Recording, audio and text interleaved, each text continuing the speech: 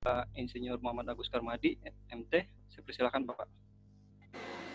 Baik, terima kasih Budi atas kesempatannya. Assalamualaikum warahmatullahi wabarakatuh. Waalaikumsalam warahmatullahi wabarakatuh.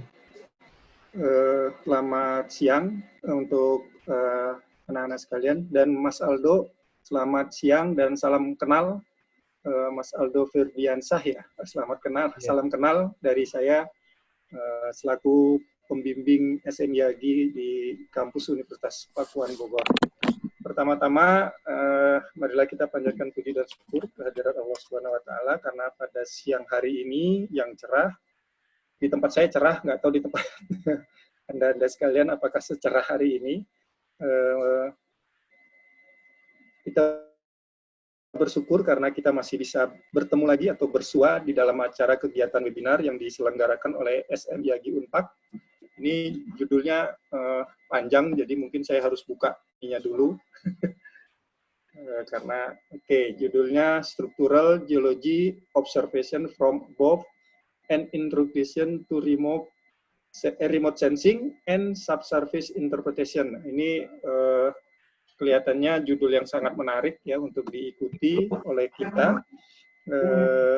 Untuk itu saya sekali lagi mengucapkan terima kasih kepada Mas Aldo yang sudah bersedia untuk memberikan materi webinar pada siang hari ini, dan saya harapkan kepada teman-teman atau anak-anak sekalian bisa mengikuti kegiatan ini sehingga kegiatan ini bisa bermanfaat nantinya tentunya di dalam penerapan di dalam mungkin nanti dunia kerja ataupun juga nanti di dalam pembelajaran gitu ya.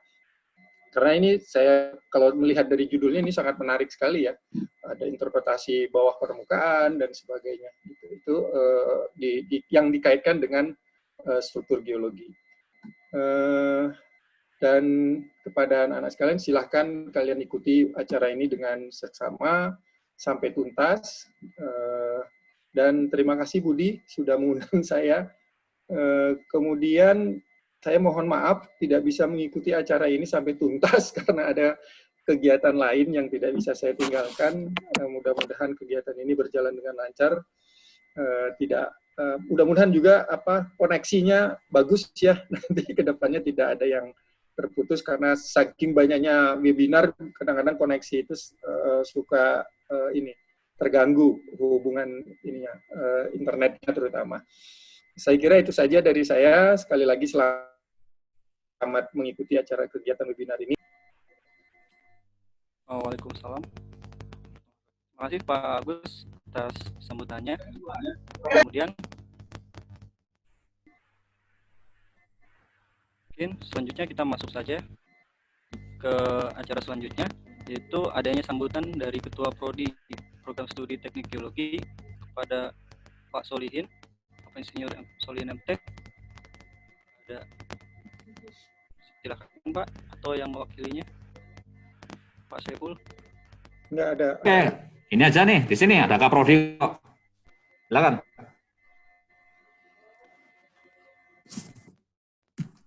Baik, bismillahirrahmanirrahim. Assalamualaikum warahmatullahi wabarakatuh. Yang saya hormati Bapak Aldo Febrian Putra Pak ya, yang saya banggakan para mahasiswa, dan saya lihat ada alumni ini satu orang ya. Hari ini diadakan kuliah tentang struktur geologi. Judulnya ini tentang Structural Geology Observation from Above and Introduction to Remote Sensing and Subsurface Interpretation. Nah, ini sangat menarik judulnya. Jadi observasi ini dari atas tapi bisa melihat subsurface di bawah ini. Ini luar biasa nih Pak Aldo nih. Nanti kita ingin lihat sejauh mana melihat dari atas tapi mampu melihat di bawah permukaan. Berikutnya saya mengucapkan banyak terima kasih kepada Pak Aldo dan Febrian, mungkin Pak Agus juga sudah menyampaikan tadi, atas waktu dan kesempatan, apresiat sekali. Semoga para dapat memberikan manfaatnya dari hasil kuliah. Saya pikir itu saja yang dapat disampaikan. Terima kasih. Wassalamualaikum warahmatullahi wabarakatuh. Waalaikumsalam warahmatullahi wabarakatuh. Terima kasih Pak Solihin atas sambutannya. Mungkin kita bisa masuk sebentar kepada webinar kali ini yang akan dilaksanakan dengan pembicara kita, Mas Aldo Febrian Saputra. Sebelum itu, saya izin memperkenalkan Mas Aldo Febrian Saputra untuk membacakan CV beliau. Beliau dengan nama lengkap Aldo Febrian Saputra, dan beliau menempuh sarjana di Teknik Geologi Universitas Gadjah Mada pada tahun 2013 sampai 2017 dengan skripsi beliau yang membahas tentang interpretasi terintegrasi geologi struktur berdasarkan penginderaan jauh dan gambar seismik. Kemudian beliau juga melanjutkan program pascasarjana di Institut Teknologi Bandung pada tahun 2018 sampai 2020 kemarin ya Mas, dan mengambil minat khusus dalam geologi struktur dan polusi cekungan gitu, yang difokuskan pada fault development dan subsidence mechanism di Sumatera ya Mas, di Cekungan Ombilin.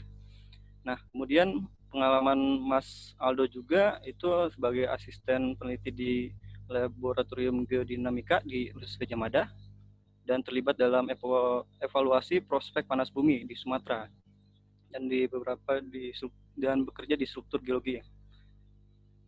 Dan organisasi Mas Aldo juga berorganisasi di American Association of Petroleum Geologists di Universitas Gadjah Mada, dan Mas Aldo juga sering melaksanakan kuliah tamu ya Mas di student chapter EPG Universitas Indonesia, kemudian di Universitas Sriwijaya dan Geologi Alumni Network Universitas Gadjah Mada, dan terakhir tuh di Forum Geosaintis Muda Indonesia. Nah, sekarang Mas Aldo ada di SMIAGI Universitas Pakuan Bogor. Nah, Mas Aldo juga sering mempublikasikan banyak sekali publikasi, mulai menulis sejak di tahun 2015 saya lihat, dan sudah menghasilkan ada 11 paper penelitian ya saya lihat. Mungkin itu saja yang bisa saya perkenalkan Mas. Mungkin untuk selanjutnya saya langsung saja mulai di webinar kali ini. Saya persilakan Mas Aldo untuk mulai kegiatan webinar kali ini. Selamat Mas. Ya baik, terima kasih Budi. Pertama-tama saya ingin menyapa Pak Agus, Pak Solihin, Pak Syaiful. Terima kasih sudah ikut bergabung di webinar kita siang hari ini. Kemudian saya ingin mengucapkan terima kasih kepada teman-teman SMIAGI Universitas Pakuan atas undangan kepada saya untuk berbagi di webinar hari ini dan juga menjadi host dari acara kita siang ini. Mungkin ini saya share screen sekarang. Ya.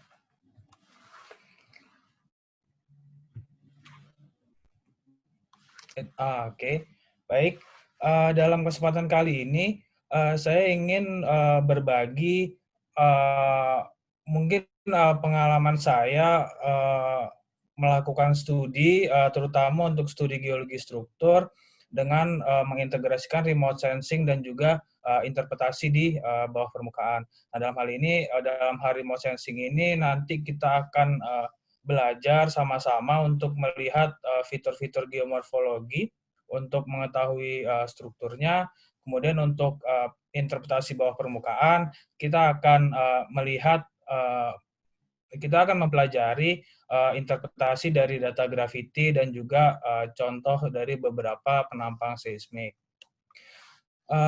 Webinar kita kali ini akan membahas 4 hal. Yang pertama di introduction, kita akan mengulas kembali konsep tentang bagaimana sesar dan lipatan itu berkembang, sehingga kita dapat memiliki bayangan bagaimana suatu struktur itu berevolusi terhadap waktu.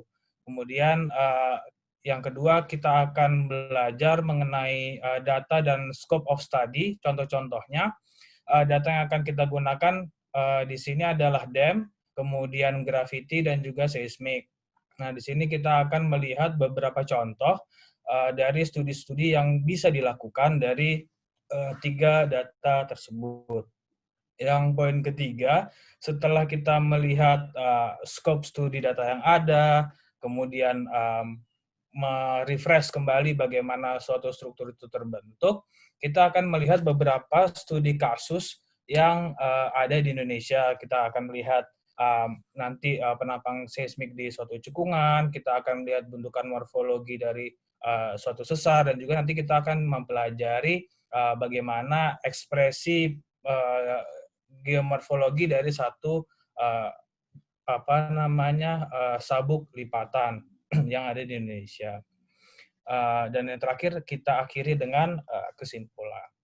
Yang pertama, sebagai pengantar, skop dari webinar kita kali ini ada 4 hal. Yang pertama adalah geologi struktur tentunya. Di sini kita akan mencoba mempelajari geometri, distribusi, dan juga bagaimana suatu struktur dapat terbentuk.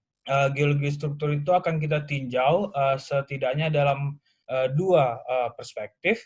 Yang pertama adalah geomorfologi dan yang kedua adalah subsurface geology.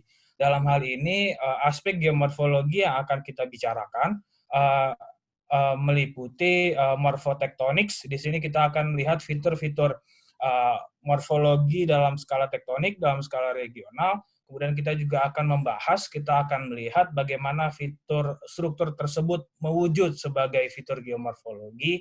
Dan juga kita akan membahas kelurusan dari fitur-fitur geomorfik tersebut. Atau dengan kata lain kita akan mempelajari bagaimana susunan dari fitur-fitur geomorfologi tersebut. Kemudian dari pendekatan dari yang kita pelajari di geomorfologi, kemudian untuk subsurface geology, di sini kita akan berfokus pada untuk mengetahui fitur-fitur struktur di bawah permukaan dengan data gravity dan juga data seismik. Kemudian kita belajar untuk mengetahui basin geometrinya, serta kita melihat bagaimana sedimentasi pada cekungan tersebut. Kemudian dari 3 hal ini, kita akan mempelajari tentang bagaimana proses tektonik, proses-proses regional ini tentunya berperan terhadap pembentukan pegunungan, kemudian juga pembentukan struktur. Nah, berikutnya ini salah satu bagian untuk kita merefresh. Di sini kita mungkin cukup akrab dengan teori Anderson atau Andersonian teori mengenai bagaimana suatu sesar terbentuk berdasarkan orientasi dari principal stress, principal stress-nya. Setidaknya kita memiliki 3 principal stress atau yang biasa mungkin kerap kita sebut sebagai sigma 1, 2, 3, dengan sigma 1 sebagai stres dengan nilai terbesar, kemudian 2 dan 3 dengan stres yang lebih kecil. Kalau kita lihat pada slide ini, di sisi kiri kita melihat bahwa suatu sesar normal itu terbentuk ketika sigma 1 berperan sebagai sumbu gaya yang vertikal. Kemudian untuk suatu sesar slide slip atau sesar geser kita memiliki sigma 2 yang vertikal, dan yang terakhir untuk memiliki suatu sesar anjak atau sesar naik kita memerlukan sigma 3 yang bersifat vertikal. Jika kita melihat dalam satu skala yang besar, dalam satu skala tektonik, kita akan menjumpai diagram ini untuk menjelaskan bagaimana gaya-gaya yang bekerja di bumi ini. Setidaknya kita memiliki 2 gaya yang perannya ini sangat penting untuk menjelaskan bagaimana blok-blok tektonik itu bergerak secara horizontal. Karena pada prinsipnya tektonik membantu kita untuk mempelajari bagaimana blok-blok itu bergerak secara horizontal, dan tentunya pergerakan vertikalnya akan kita dapati sebagai pegunungan, sebagai cekungan. Kalau dilihat, kita setidaknya memiliki 2 gaya utama yang bekerja dalam proses tektonik, yaitu ridge push dan slab pull. Untuk ridge push ini beroperasi di zona punggungan samudra atau oceanic ridge. Di sini slab ridge push ini Diskus ini bisa bekerja karena kita memiliki dorongan vertikal dari magma yang naik ke permukaan, sehingga magma ini mendorong blok-blok tektonik untuk bergerak. Kemudian untuk slab pool ini kita jumpai di zona subduksi. Nah, di sini seperti kita tahu dalam satu zona subduksi, suatu lempeng samudra akan menunjam di bawah lempeng benua. Nah, tunjaman dari satu slab pool ini akan di-maintain oleh gravitasi, sehingga slab pool ini bersifat menarik blok tektonik di belakangnya untuk ikut masuk ke dalam bumi.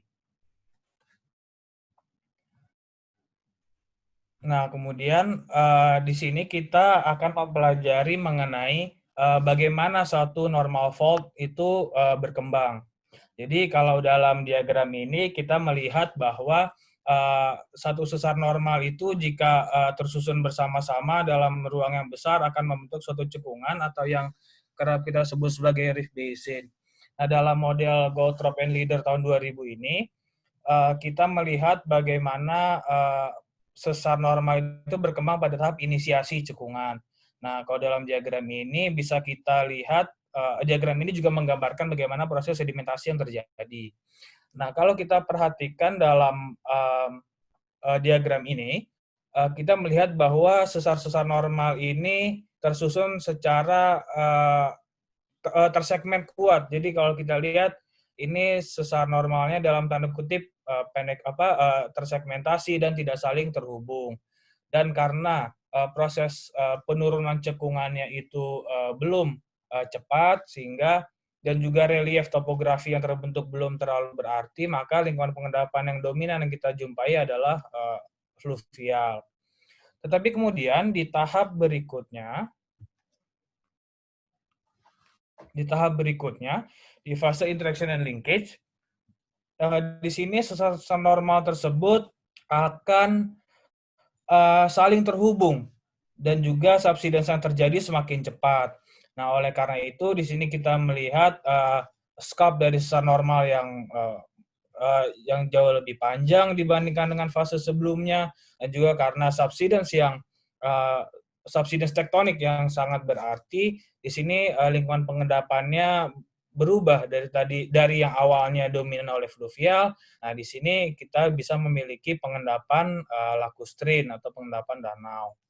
Nah, di fase yang terakhir, di fase true going fault, di sini aktivitas sesar sudah jauh menurun dan sedimentasi membantu mengisi danau, sehingga kalau kita lihat di model ini lingkungan danaunya sudah berubah berganti menjadi lingkungan fluvial, atau dengan kata lain dalam tanda kutip cekungannya sudah penuh.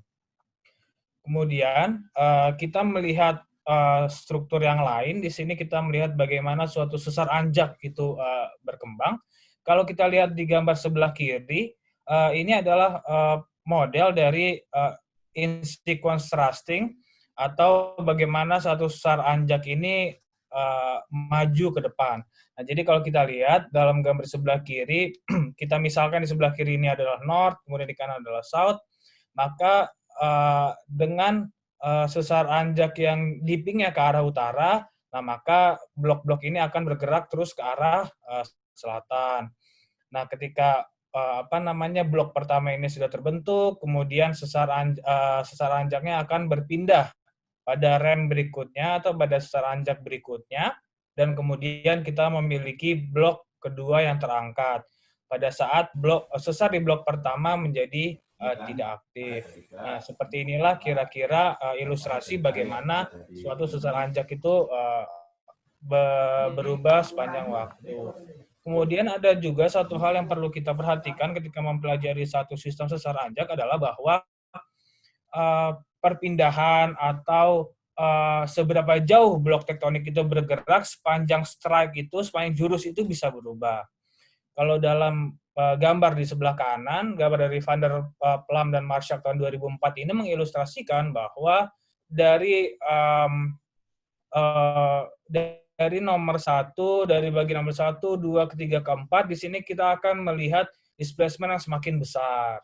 Nah, jadi inilah salah satu fitur dari sesar anjak yang perlu kita perhatikan ketika mempelajari sistem sesar ini.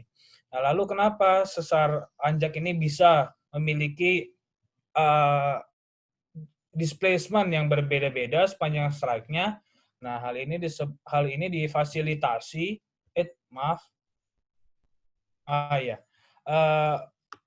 variasi dari thrust displacement ini difasilitasi oleh bentuk dari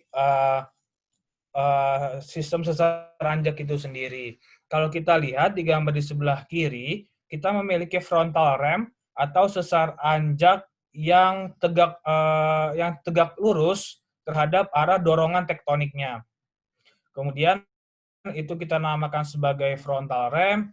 Kemudian untuk bidang sesar yang menyudut akan kita sebut sebagai oblique ram, dan untuk bidang sesar yang tegak sejajar dengan arah dorongan tektoniknya kita namakan sebagai lateral ram.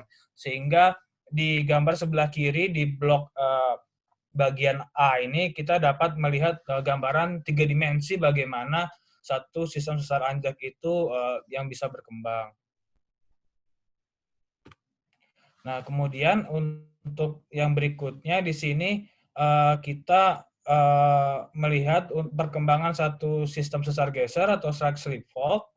Strike slip fault ini sendiri setidaknya sebagai fitur regional kita mengenali 2 strike slip fault yang regional, yaitu yang transcurrent fault dan juga transform fault. Nah, dalam hal apakah kedua sesar ini berbeda? Mereka berbeda dalam hal propagasi sesarnya, yaitu bagaimana sesar itu berkembang, kemudian dari hubungan antara panjang sesar dan juga besaran perpindahannya atau displacement-nya, dan juga mereka berdua berbeda dalam hal bagaimana sesar itu berhenti atau fault termination. Jika kita memiliki satu transcurrent fault, maka sesar itu akan bertambah panjang seiring dengan dia bergerak atau seiring juga bertambah displacement-nya. Tetapi hal yang berbeda terjadi pada transform fault. Nah, transform fault ini berkembang di antara menghubungkan dua struktur yang lain. Ke dalam hal ini kita melihat transform fault dalam kasus di oceanic ridges ya. Nah, dalam hal ini perkembangan dari transform fault ini sebenarnya hanya bergantung pada bagaimana oceanic ridge ini membuka. Jadi bukan karena sesar itu memanjang, tapi karena terbukanya oceanic ridges ini. Kemudian untuk hubungan antara panjang dan displacement, seperti kita sebutkan tadi, untuk transcurrent fault, sesar itu akan semakin panjang seiring dengan bertambahnya displacement. Tetapi kalau kita lihat pada model transform fault, sesar transform ini bisa memiliki displacement yang melebihi panjang sesarnya. Karena kalau kita lihat di sini, sesar transform ini dia berhenti di oceanic ridges yang sebelah kiri, kemudian di yang kanan, sehingga seiring transform fault ini bergerak gitu ya, dia tidak mengalami pertambahan panjang. Nah, kemudian yang terakhir untuk terminasi dari sesar, kalau kita lihat di gambar sebelah kiri, transcurrent fault ini akan berhenti jika sesar ini berbelok atau kerap juga kita kenal sebagai struktur horsetail. Nah, bagaimana horsetail itu terbentuk? Nah, kalau kita memiliki sesar dekstral, maka dia akan membentuk horsetail dengan sesar turun seperti dimodelkan di sebelah kiri. Kemudian kalau misalnya kita ingin memiliki horsetail yang berasosiasi dengan sesar anjak, maka bentuknya seperti ini. Selanjutnya, nah di sini kita ingin melihat ilustrasi dari bagaimana hubungan antara zona sesar dengan zona fracture yang terbentuk, karena karena antara sesar dan fracture ini dan juga dengan lipatan nanti akan kita lihat bahwa sebenarnya ketiga hal ini terbentuk bersamaan. Nah, di sini dari model dari Faulkner et al. Tahun 2010, kita setidaknya bisa melihat 5 variasi bagaimana hubungan antara fault zone dengan damage zone, atau kata lainnya dari fracture tadi. Nah, di diagram nomor A, di sini suatu sesar itu dapat terbentuk karena penggabungan atau coalescence dari microfracture yang terbentuk. Kemudian di model yang B, sesar ini bisa bertambah panjang begitu karena sesar tersebut saling terhubung seperti yang diilustrasikan di gambar B. Kemudian di gambar C kita melihat apa yang disebut sebagai growth involving process zone, atau di sini kita lihat di gambar nomor C bahwa ketika kita memiliki satu sesar geser, nah di sekitarnya kita akan memiliki zona fracture yang terbentuk. Nah, seiring bertambah panjang, nah di sini kita melihat zona fracture yang terbentuk seiring dengan bertambah panjangnya sesar ini. Kemudian untuk model yang D ini sebenarnya serupa dengan model yang C, tetapi di sini sesar gesernya memiliki bentuk yang berkelok. Dan yang terakhir yang E adalah fracture yang terbentuk bersamaan dengan terjadinya gempa. Nah, karena variasi dari fault dan juga fracture damage zone ini bervariasi, maka sebenarnya kenyataan di lapangan kita dapat memiliki damage zone, semua tipe damage zone ada dalam zona sesar yang kita jumpai. Jadi kalau misalnya kita ilustrasikan bagaimana satu sesar geser itu terbentuk, maka model di sebelah kanan ini yang mengilustrasikan, sehingga kalau kita lihat perkembangan dari time 1, 2, 3, kita akan mendapati bahwa sesar ini bertambah panjang seiring dengan perpindahan sesarnya. Maka kita akan memiliki displacement terbesar itu berada kurang lebih di bagian tengah sesar geser ini. Dan ini displacementnya akan semakin berkurang ke arah ujung-ujung terminasi dari sesar. Kemudian kita akan melihat bagaimana hubungan antara sesar, sistem-sistem sesar yang ada dengan pembentukan lipatan. Nah, untuk sesar normal, kita bisa memiliki satu lipatan yang terbentuk jika kita memiliki fenomena listrik normal faulting. Nah, listrik ini sebenarnya deskripsi geometrinya. Listrik itu kita deskripsi pada bidang sesar yang cukup terjal di bagian atas, kemudian seiring kita ikuti ke bawah permukaan, maka sesar ini akan melandai dan hampir sejajar dengan bidang perlapisan. Nah, mekanisme inilah yang membuat sesar normal itu bisa memiliki lipatan. Nah, dalam model di sebelah kiri ini juga sebenarnya kita lihat di area C. Area C ini area yang terbentuk karena sesar normal ini sebenarnya sama dengan area blok normal fault ini yang bergeser. Jadi ini salah satu kriteria kita dalam interpretasi struktur, terutama di bawah permukaan, bahwa kita memiliki area yang conserve atau area yang tetap. Nah, kemudian biasanya listrik normal faulting ini tentunya menyebabkan subsidence, dan juga seperti kita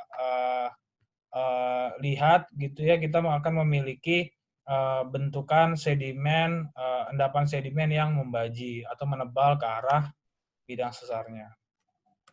Nah, kemudian ini adalah lipatan-lipatan yang terbentuk bersama dengan sesar anjak. Setidaknya kita memiliki 3 contoh. Yang pertama adalah fault then fault, kemudian fault propagation fault, nah dan terakhir adalah break thrust fault. Nah, bagaimana cara membedakannya? Untuk fault then fault di sini, kalau kita lihat sesar anjaknya ini di bagian bawah dia horizontal atau paralel dengan bedding, atau kita sebut flat biasanya. Nah, kemudian sesar ini memotong bidang perlapisan atau kita namai sebagai rem. kemudian sesar ini menjadi paralel kembali dengan bidang perlapisan. Nah, lipatan pada fold band fold ini memanfaatkan bidang sesar ini. Jadi kalau kita lihat perkembangan dari time 1, 2, kemudian yang ketiga, lipatan ini terbentuk akibat pergerakan blok yang mengikuti bentukan sesar tersebut. Nah, untuk fold propagation fold ini bedanya dengan fold band fold adalah sesarnya di bagian bawah ini dia flat atau biasa juga dengan term lain kita sebut sebagai detachment. Nah, kemudian dia memotong bidang perlapisan, tetapi dia berhenti. Jadi titik henti sesarnya atau kita sebut sebagai fold tip ini, dia tidak memotong lipatan dan muncul ke permukaan. Nah, biasanya antara fold band fold propagation fold ini bisa kita identifikasi di bawah permukaan dengan bantuan penambang seismik, tapi mungkin satu pemetaan geologi yang dengan singkapan-singkapan yang cukup baik itu juga, dan juga dari rekonstruksi penampang, kita bisa juga untuk merekonstruksi bentukan seperti ini. Kemudian yang terakhir, break truss fault ini model yang cukup sederhana, yaitu kita memiliki bidang perlapisan yang terlipat, kemudian seiring itu deformasi tetap terjadi, maka lipatan itu menjadi patah dan tersesarkan. Nah, berikutnya adalah lipatan yang terbentuk pada satu sistem strike slip. Nah, di sini untuk dalam mempelajari strike slip kita tidak lepas dari melihat satu strain ellipse atau modelnya. Nah, di model di sebelah kiri layar ini, jika ke atas adalah arah utara, maka di sini kita memiliki sesar geser menganan dengan tren kurang lebih barat laut tenggara atau northwest southeast. Nah, dalam strain ellipse ini sebenarnya memisahkan, jadi pergerakan strike slip ini dipisahkan menjadi bagian extension ya, bagian extension atau ditarik, dan juga bagian shortening. Nah, bagian shortening inilah yang akan membentuk lipatan dan sesar anjak, kemudian bagian ekstensi ini akan membentuk sesar normal dan juga mungkin urat atau vein. Nah, kalau kita lihat di sini, kalau kita memiliki satu sistem sesar geser menganan yang northwest southeast, maka kurang lebih lipatan dan sesar anjak kita itu trennya kurang lebih northeast southwest begitu. Nah, kalau kita lihat di gambar sebelah kanan, di gambar sebelah kanan ini kita memiliki satu sesar geser dekstral dengan tren lipatan yang terbentuk. Nah, salah satu ciri dari lipatan yang terbentuk akibat strike slip adalah lipatan ini tersusun secara ong as long atau secara susun genting. Nah, susun genting maksudnya adalah lipatan ini secara konsisten melompat ke kanan atau ke kiri. Nah, kalau dalam hal ini kita akan memiliki lompat menganan. Jadi, kalau kita lihat lipatan di sini, kemudian berikutnya ada di sini, dan yang ketiga juga ada di sini. Jadi, susunan lipatan ini secara konsisten dia lompat ke kanan. Gitu. Nah, berikutnya, dalam satu sistem strike slip ini sebenarnya ini adalah sistem yang cukup unik karena kalau misalnya kita gambarkan begitu, segitiga dari satu deformasi yang ujung-ujungnya adalah deformasi kontraksional, kemudian extension, dan yang di atas adalah strike slip, kita bisa memiliki deformasi transpression di antara kontraksi dan strike slip, dan juga kita bisa memiliki deformasi transtension di antara strike slip dan extension. Nah, peran pergerakan vertikal ini dalam deformasi strike slip juga tentunya berpengaruh terhadap lipatan yang bisa kita jumpai, dan juga tentunya fitur-fitur struktur lain yang bisa kita lihat. Nah, untuk gambar di sebelah kanan, ini model yang umum kita pelajari, bahwa suatu deformasi sesar geser itu bisa membentuk lipatan sebagai satu flower structure. Nah, flower structure ini kita sebut negatif jika dia berasosiasi dengan sesar normal. Nah, dan kemudian kita katakan sebagai positive flower structure jika dia berasosiasi dengan sesar naik. Selanjutnya kita akan membahas mengenai data dan scope of study. Yang pertama adalah data DEM. Data DEM atau Digital Elevation Model ini didasari atas elevasi variasi di permukaan bumi. Sehingga fitur yang kita pelajari di sini tentunya adalah fitur-fitur geomorfologi. Nah, contoh-contoh studi yang bisa kita lakukan menggunakan data DEM ini, yang pertama tadi morphotektonics. Morphotektonics ini membagi fitur-fitur geomorfologi ini yang bersifat regional. Nah, kalau kita lihat di gambar di sebelah kanan, di sini secara morfotektonik Sumatera ini bisa kita bagi menjadi pegunungan barisan sebagai satu fitur ya, karena kita lihat memang elevasinya cukup luar biasa dan fitur strukturnya cukup distintif gitu ya dibandingkan sekitarnya. Kemudian ke arah timur kita memiliki cekungan belakang busur, yang di situ kita memiliki morfologi lebih ke arah kita memiliki perbukitan, jajaran lipatan. Kemudian untuk di area barat dari Pegunungan Barisan kita memiliki cekungan depan busur. Nah, di situ kita dapat mengamati fitur morfologi yang ada di bawah air. Nah, kemudian studi yang dapat dilakukan adalah studi fitur-fitur geologi. Nah, sebenarnya studi fitur-fitur geologi ini sangat luas ya, karena studi ini bisa kita kaitkan dengan pemetaan geologi misalnya. Jadi, untuk teman-teman yang sedang melakukan studi untuk pemetaan, untuk kuliah lapangan, atau mungkin untuk studi tugas akhir, remote sensing dan geomorfologi ini sebenarnya sangat powerful untuk membantu kita bagi yang belum ke lapangan untuk mengetahui kira-kira apa saja fitur yang kita bisa temui nanti di lapangan. Jadi misalnya area kuliah lapangan atau area KL-nya itu, dia berada di satu jalur lipatan. Nah, kemudian juga dari DEM ini bisa kita interpretasikan kemana tren sesar yang ada, dan kemudian atas guidance itu, nah bisa kita gunakan untuk pengecekan di lapangan. Nah, di samping juga kita tentunya melakukan eksplorasi, kita melihat ya tentunya mengelilingi daerah pemetaan untuk melengkapi pengamatan kita. Nah, di situ nanti di geologic features ini nanti juga kita akan melihat bagaimana fitur-fitur yang dibentuk oleh suatu sesar, oleh morfologi vulkanik, dan juga dari jalur lipatan. Nah, yang ketiga adalah studi mengenai kelurusan atau lineament of geologic structures. Pada dasarnya lineament ini juga sebenarnya bagian dari geologic features ya. Tetapi dalam hal ini lineament ini ditekankan pada susunan dari geologic features itu. Apakah misalnya satu sesar itu tersusun tadi lompat menganan kah, atau lipatan-lipatan ini lompat menganan atau bagaimana. Dan nanti juga contohnya akan kita bahas di bagian selanjutnya. Kemudian ada satu studi terapan yang cukup menarik, yaitu menggunakan DEM ini untuk fault activity. Jadi kita dapat menilai secara kuantitatif apakah satu sesar ini aktif belakangan ini atau aktivitas terakhir sudah cukup lama. Jadi kita bisa membandingkan, membuat perbandingan antara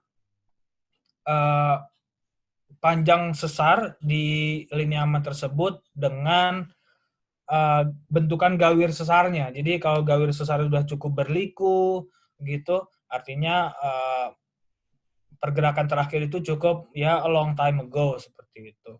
Dan yang terakhir kita juga bisa mempelajari sedimentasi recent dengan bantuan geomorfologi. Di sini kita bisa melihat misalnya aktivitas fluvial, kemudian bentuk-bentuk delta yang berbeda, serta juga dengan bantuan batimetri ini, seperti yang di-provide oleh Batnas ini, kita juga bisa mempelajari fitur geomorfologi di bawah air. Kemudian yang kedua adalah gravity. Nah, anomali gravitasi ini sebenarnya bergantung pada perubahan densitas secara lateral. Nah, jadi ini gravity ini membaca perubahan tersebut. Nah, beberapa studi yang bisa kita lakukan, yang pertama tentunya kita melihat mengidentifikasi sesar dan juga kelurusannya.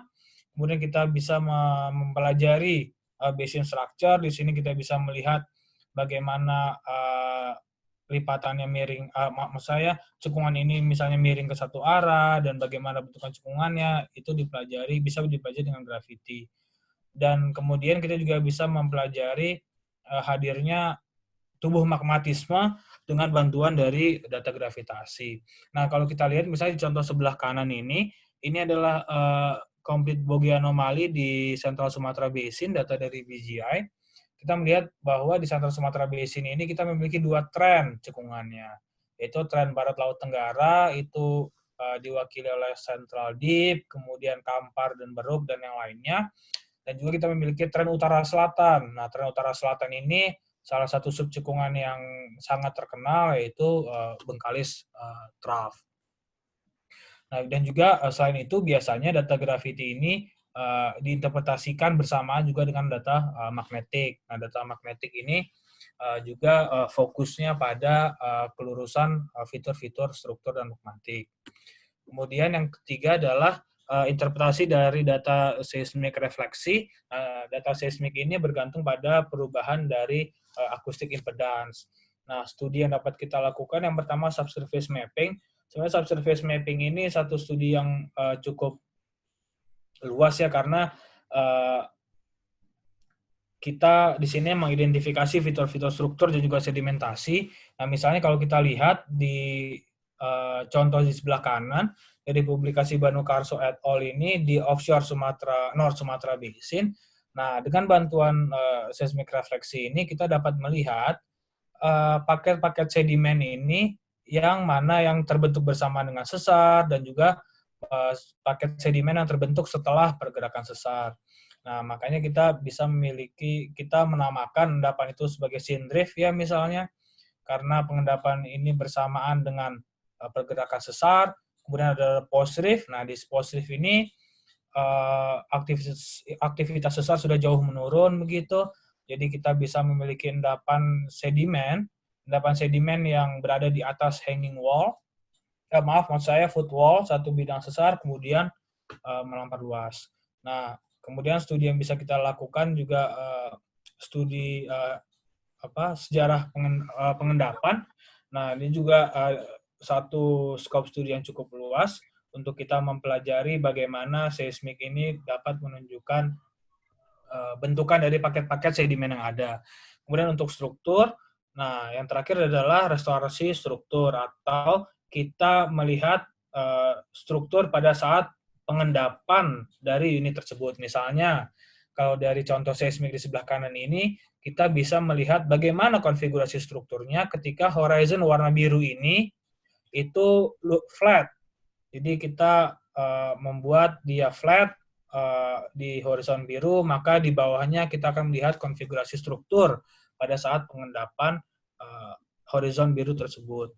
Nah, atau juga restorasi struktur ini nama populer yang lain adalah studi studi palinspatik. Nah, berikutnya kita akan melihat kasus-kasus yang ada di Indonesia. Berikut ini area yang akan kita datangi. Di sisi paling barat kita akan melihat Danau Singkarak. Kemudian di Pulau Jawa kita akan melihat geomorfologi di Gunung Gede Pangrango, Lembang, Karangsambung, dan juga Jawa Timur. Nah, di Pulau Kalimantan, di Borneo, kita akan melihat Barito Basin. Dan di sisi timur Indonesia, kita akan melihat Seram Trough. Nah, untuk Seram Trough ini cukup spesial karena kita akan melihat bagaimana fitur-fitur geomorfik dari fault thrust belt yang hadir di bawah permukaan air. Nah, yang pertama kita mulai dari Lembang. Jadi kita melihat sesar Lembang ini secara geomorfologi. Nah, sesar Lembang ini menjadi sesar yang cukup populer karena secara di ruang publik ya, karena sesar ini aktif dan dekat dengan dua kota yang cukup aktif, yaitu kota Lembang dan kota Bandung. Nah, sesar Lembang ini pada dasarnya adalah satu sesar geser mengiri sesar geser mengiri, dan perkembangan dari sesar Lembang ini tidak dapat dilepaskan dari sejarah vulkanisme Sunda. Jadi kalau kita lihat di peta di kanan bawah, nah kita lihat memang di Jawa Barat ini kita memiliki vulkanisme yang cukup dense, yang juga tentunya umurnya dari tersier kita sudah memiliki vulkanisme di Jawa Barat ya sampai hari ini. Nah, jadi sesar Lembang ini berkembang juga karena adanya vulkanisme dari kompleks Sunda. Ada satu fitur yang sangat jelas dari sesar Lembang. Jadi sesar Lembang di sisi sebelah timur, di sini kita melihat gawirnya di sisi sebelah timur ini, itu sangat memiliki morfologi yang berbeda dengan gawir yang kita miliki di sisi sebelah barat. Dan juga kalau kita lihat ke arah selatannya ya, kita memiliki tubuh vulkanik yang erosinya jauh lebih dalam tanda kutip dibandingkan dengan produk vulkanik yang ada di sebelah barat. Sehingga kalau kita lihat di sini sesar Lembang ini sebenarnya adalah satu reaktivasi dari satu collapse structure atau struktur runtuhan dari gunung api. Nah, kalau kita lihat secara 3 dimensi, ini kita melihat dari arah barat ke arah timur. Nah, di sini kita lihat fault scarp di sisi timur ini sangat terjal sekali. Nah, fault scarp di sisi timur dari sesar Lembang ini dulunya awalnya merupakan satu struktur runtuhan gunung api. Nah, struktur runtuhan gunung api ini terbentuk karena dua hal, karena explosion ya, karena erupsi, dan juga karena gaya gravitasi. Jadi, gaya gravitasi yang membuat gunung api ini menjadi runtuh. Nah, kemudian kelurusan dari struktur runtuhan gunung api Sunda ini yang dijadikan, yang kemudian direaktivasi secara strike slip dan berkembang sebagai sesar Lembang. Nah, kalau kita mau melihat bagaimana fitur collapse structure atau struktur runtuhan yang baru, nah, contohnya adalah di Gunung Manglayang. Jadi Gunung Manglayang ini menunjukkan collapse structure yang cukup ideal pada satu gunung api. Nah, kemudian kalau kita lihat dari sisi sebelah barat, nah, kalau kita lihat dari sisi barat menuju timur, kita lihat ya bahwa fault scarp di sisi barat dari Lembang ini, fault scarp-nya reliefnya tidak terlalu besar dibandingkan dengan yang kita miliki dari sisi yang kita miliki di sisi timur. Nah, dan satu hal yang perlu kita amati dalam model 3 dimensi ini adalah bahwa dalam model ini kita melihat sisi timur dari sesar Lembang itu adalah satu volcanic edifice tersendiri yang berbeda dibandingkan dengan volcanic edifice di sebelah barat. Jadi di sebelah timur ini, di sisi timur sesar Lembang ini, reliefnya lebih terjal, kemudian juga vulkaniknya lebih kemungkinan lebih tua begitu. Tetapi di sisi sebelah barat kita memiliki morfologi yang lebih halus untuk endapan vulkaniknya dan menunjukkan mungkin umur yang lebih muda. Kemudian dan juga relief relief sesar yang tidak sesignifikan di sisi timur. Jadi kita bisa meng-highlight beberapa bagaimana histori dari satu sesar kalau kita pelajari dari fitur geomorfologinya. Nah, berikutnya kita bergerak ke arah barat. Nah, di sini kita mempelajari fitur geomorfologi dari Gunung Gede Pangrango. Nah, dalam contoh ini ingin ditunjukkan bagaimana DEM bisa membantu kita untuk membagi-bagi unit vulkanik berdasarkan pengendapannya. Jadi kalau kita lihat di gambar ini, warna merah muda dan warna merah itu mendeliniasi produk vulkanik, endapan vulkanik Pangrango dan Gede yang paling muda. Jadi kalau kita lihat ya di Gunung Pangrango ini, untuk vulkanik yang muda ini dia memiliki morfologi yang relatif lebih halus begitu dibandingkan dengan Gunung Pangrango di sisi baratnya. Jadi dengan bantuan DEM ini kita bisa membagi-bagi pengendapan dari unit vulkanik. Nah, berikutnya kita bergerak ke arah timur. Di sini kita ingin melihat fitur-fitur geomorfik dari Karangsambung Anticline. Karangsambung ini tentunya menjadi situs geologi yang sangat populer karena mungkin sebagian dari kita pernah melakukan kuliah lapangan di Karangsambung. Jadi kalau kita lihat morfologi besarnya, Karangsambung ini adalah satu anticline gitu, satu anticline yang tererosi atau kita sebut sebagai bridge anticline. Dan salah satu terminologi yang terkenal dari Karangsambung ini adalah kita memiliki morfologi amphitheater. Nah, morfologi amphitheater ini kita jumpai di sisi timur anticline, yaitu kita memiliki morfologi lipatan yang sudah tererosi dan dia akan membentuk morfologi setengah lingkaran. Nah, jadi asal mula kata amphitheater bagi anticline Karangsambung adalah karena fitur ini. Ya, selanjutnya fitur selain amphitheater yang bisa kita lihat adalah flat ions. Nah, flat ions ini kita jumpai ada di sisi selatan dari anticline Karangsambung ya. Nah, flat ion ini adalah pada dasarnya ketika kita memiliki batuan sedimen yang terlipat begitu, kemudian dia tererosi. Nah, flat ion itu sebenarnya menunjukkan triangular facet yang menunjukkan kemana arah batuan termiringkan. Nanti kita akan melihat bagaimana model 3 dimensinya. Kemudian selain flat iron, ada satu fitur geomorfik lagi yang perlu kita perhatikan, yaitu adalah gawir sesar anjak yang melibatkan batuan pre-tersier di Karangsambung. Nah, kalau kita lihat dalam DEM ini, kita bisa perbedaan ini cukup jelas antara batuan formasi tersier yang terlipat. Kita lihat morfologi lipatan ini ya. Kalau kita bandingkan dengan batuan pre-tersier di utaranya. Jadi kalau secara morfologi ini kita bisa melihat kontras yang cukup signifikan. Jadi artinya kita bisa membagi, kita bisa mengenali sebaran dari formasi batuan itu berdasarkan dari fitur geomorfologinya. Nah, kalau yang tersier, lipatan dari batuan formasi tersier ini kita memiliki geometri yang cukup konsisten. Nah, tapi di sini kita akan memiliki morfologi yang lebih random seperti itu. Nah, anticline Karangsambung dipotong oleh satu sungai utara selatan yang nanti mungkin salah satu yang terkenal yaitu Sungai Luk Ulo.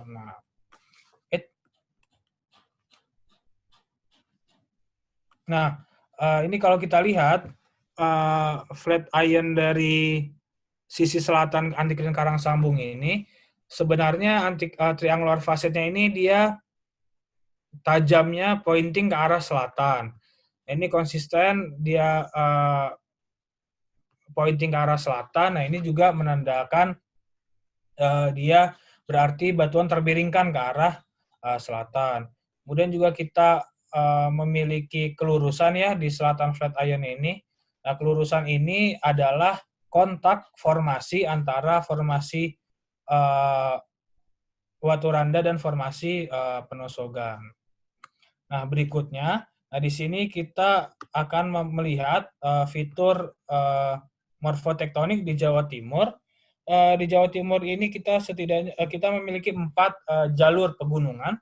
Di bagian paling selatan kita memiliki jalur pegunungan selatan, kemudian di utaranya Busur Vulkanik Quarter, Anticlinorium Kendang, dan di paling utara kita memiliki Anticlinorium Rembang. Nah, untuk pegunungan selatan atau Southern Mountain ini, fitur geomorfik yang menjadi ciri adalah kita memiliki morfologi karst dan morfologi vulkanik yang sudah tererosi secara selang-seling. Jadi kalau kita perhatikan dari sini dari daerah Batu Ragung ini, nah di sini kita memiliki morfologi karst. Nah, ini dicirikan sebagai morfologi yang lebih halus begitu dibandingkan dengan morfologi vulkanik ini yang kasar. Nah, kalau kita lihat, kars ini itu selalu berada di sebelah barat dibandingkan dengan morfologi vulkaniknya, dan ini terus berulang sampai ke sisi timur dari Jawa Timur. Nah, kemudian untuk busur vulkanik kuarter, nah di sini juga ada satu fitur yang cukup menarik untuk kita pelajari lebih lanjut, yaitu adalah bagaimana gunung-gunung api ini tersusun. Nah, kalau secara umum memang kita lihat busur vulkanik kuarter ini trennya adalah barat timur. Nah, tetapi kalau kita lihat sedikit lebih dekat, vulkanik ini akan terklaster ya, dan setiap klaster vulkanik ini disusun oleh gunung api yang susunnya utara selatan. Jadi kalau kita lihat ini gunung Merapi Merbabu, kemudian di sini gunung Lawu. Nah, ini kurang lebih susunannya adalah semuanya utara selatan. Nah, ini juga satu hal yang perlu kita pelajari lebih lanjut.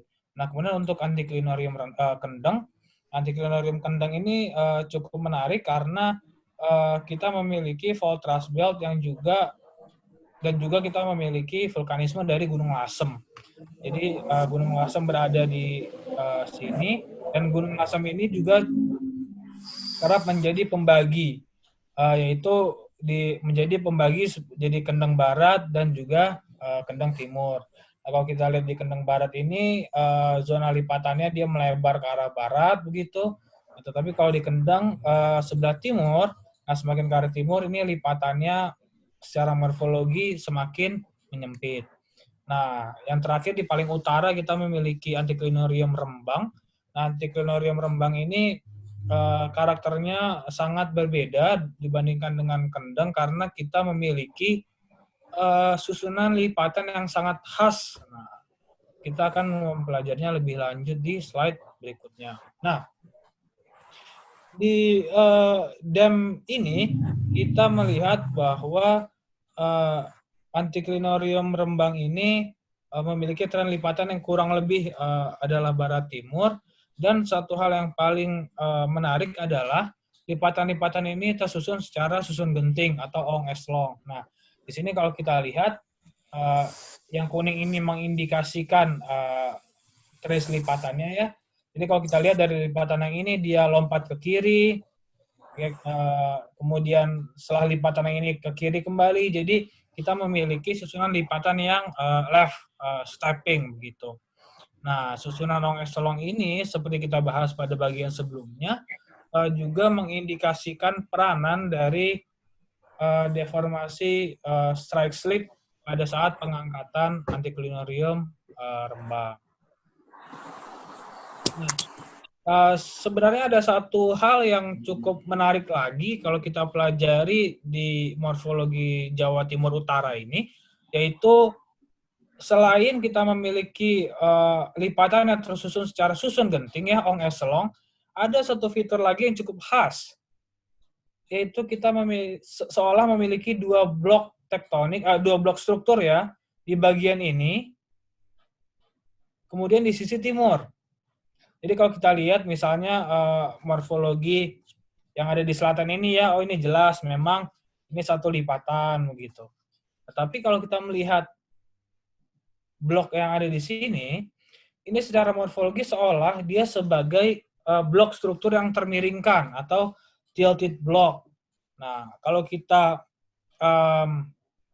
pelajari lebih lanjut, ternyata dua morfologi ini itu berasosiasi dengan tersingkapnya formasi paciran. Nah, formasi paciran ini adalah salah satu formasi termuda yang kita miliki di cekungan Jawa Timur Utara.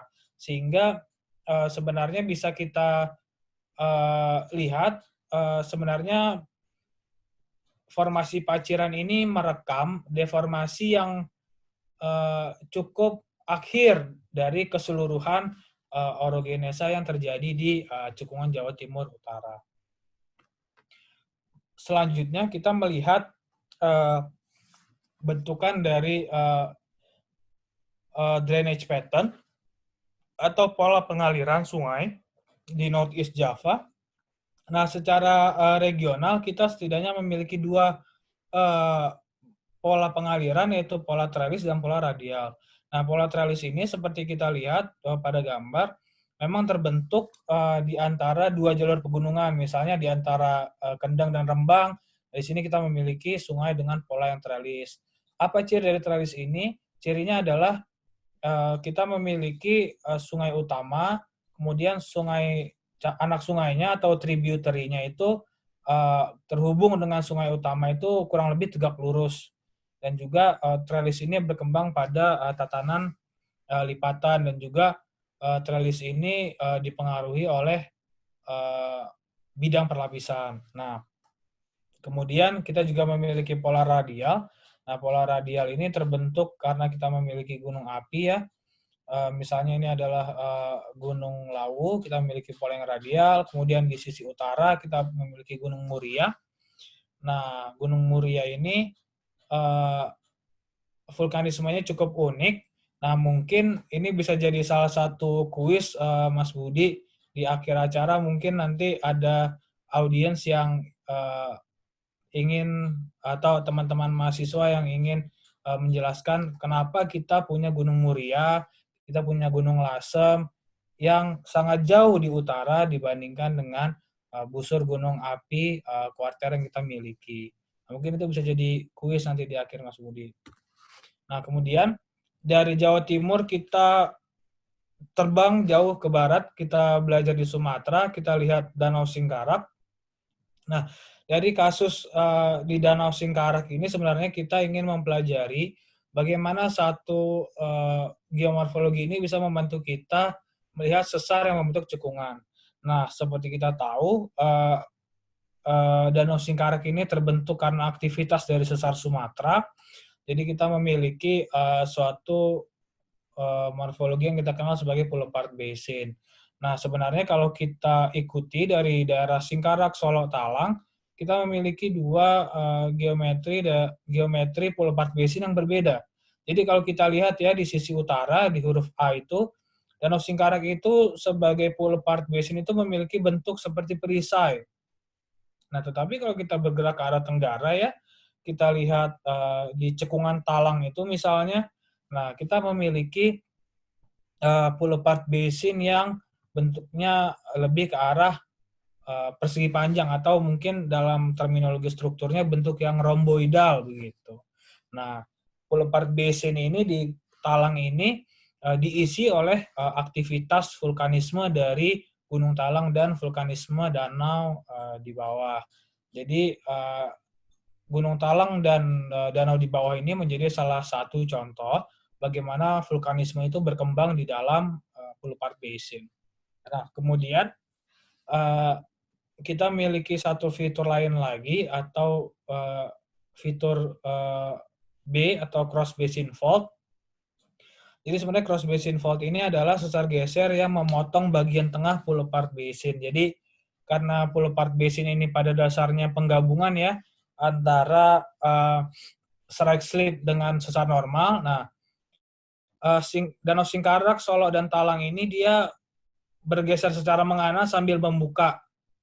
Jadi semakin lama semakin lebar Pulau Part Basin-nya.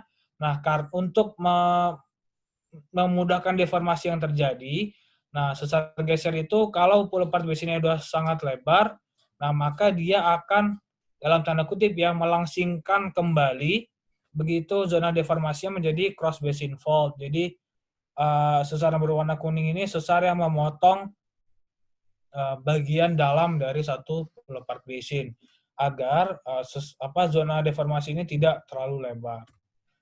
Nah, selanjutnya kita coba lihat kasus di Cekungan Barito. Nah, Cekungan Barito ini sebenarnya cekungan yang sangat menarik ya, karena cekungan ini cekungan yang terbentuk di Eosen sebagai rift basin, kemudian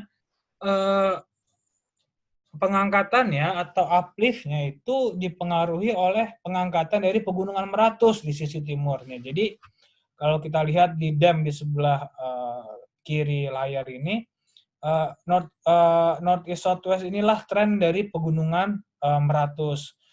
Cekungan Barito itu terbentuk di sisi barat dari pegunungan Meratus ini di kaki baratnya. Jadi di sisi utara kita punya North Barito Basin dan di sisi selatan kita punya South Barito Basin. Nah, salah satu fitur geomorfologi yang perlu kita perhatikan dari satu fault thrust belt adalah fault thrust belt itu akan dicirikan oleh kelurusan yang kurvilinear. Jadi kita memiliki kelurusan yang curving untuk untuk struktur fault thrust yang ada.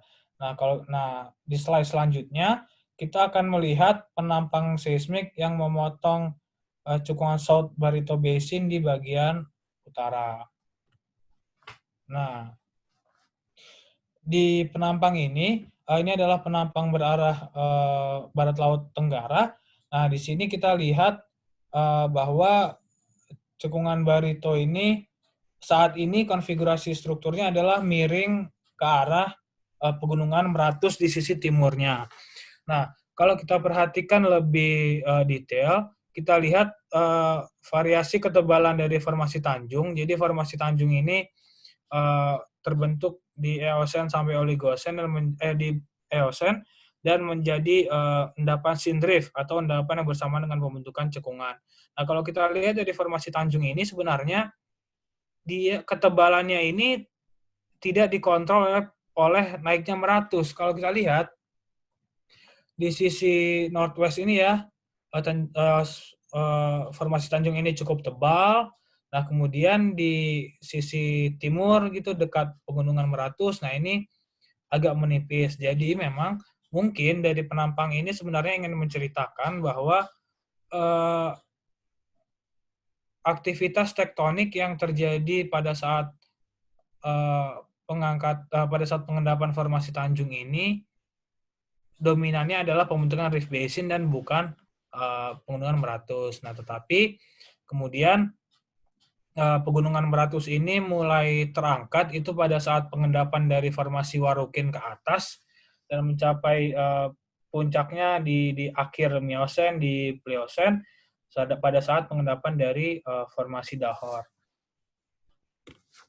Nah, ini adalah contoh terakhir yang kita bahas dalam webinar kali ini. Kita akan melihat Seram Trough. Nah, Seram Trough ini adalah satu depresi tektonik yang terbentuk pada Pliocene akhir. Nah, karena pembebanan yang dilakukan oleh Seram Fault Thrust Belt. Nah, di sini kita akan mempelajari bagaimana morfologi dari Fault Thrust Belt pada tatanan submarine, kemudian juga bagaimana deformasi yang terjadi pada sebuah foreland basin. Nah, kita akan melihat 3 fitur geomorfologi, yaitu strike slip fault dan juga anticline pada hanging wall dari Seram Fault Thrust Belt ini, dan kita akan melihat footwall. Kita akan melihat sesar normal pada bagian footwall dari Fault Thrust Belt ini. Nah, ini kalau kita zoom in ya, nah ini adalah di sisi sebelah kiri layar, kita memiliki lipatan, morfologi lipatan, dan kita lihat memang morfologi ini cukup menggambarkan, cukup ideal bagaimana geometri dari lipatan tersebut. Nah, di sini kita memiliki sayap timur laut, kemudian ini adalah sayap lipatan bagian barat dayanya. Nah, kemudian untuk strike slip fault, di sini kasusnya adalah strike slip fault yang mengiri. Nah, di sini kalau kita lihat ya, ini adalah zona deformasi strike slip yang terjadi. Jadi kalau misalnya kita review kembali tadi materi di awal ya, bahwa memang satu sistem sesar anjak itu bisa memiliki frontal ram, kemudian oblique ram, dan lateral ram, maka strike slip fault ini bisa kita klasifikasikan sebagai lateral ram. Nah, jadi ini contoh kasus yang bisa kita jumpai dalam hal fault thrust belt. Nah, kemudian dalam satu tatanan yang kompresif itu kita juga bisa memiliki sistem sesar normal. Nah, tetapi dalam hal ini sesar normalnya kita jumpai di area footwall. Nah, kita morfologinya cukup kontras sekali ya, bahwa kalau sesar normal ini kita memiliki lineamen yang cukup straight, ya kan, cukup lurus. Kemudian ini berbelok, nah kemudian ini lurus lagi. Jadi bagaimana kita melihat sesar normal, kemudian sesar geser, lipatan, dan juga tadi di kasus Barito kita melihat bagaimana kurva linear dari satu fault thrust belt. Nah, kita sebenarnya bisa menggunakan kunci-kunci itu, fitur-fitur khas itu untuk melihat, untuk membantu kita mendefine geologi daerah tersebut. Nah, ini kita lihat penampang seismiknya untuk area Seram Trough. Nah, Seram Trough ini sebenarnya satu contoh yang sangat baik sekali untuk kita melihat bagaimana foreland basin itu mengalami deformasi. Jadi, mungkin sedikit pengantar, foreland basin itu adalah cekungan yang terbentuk ketika kita memiliki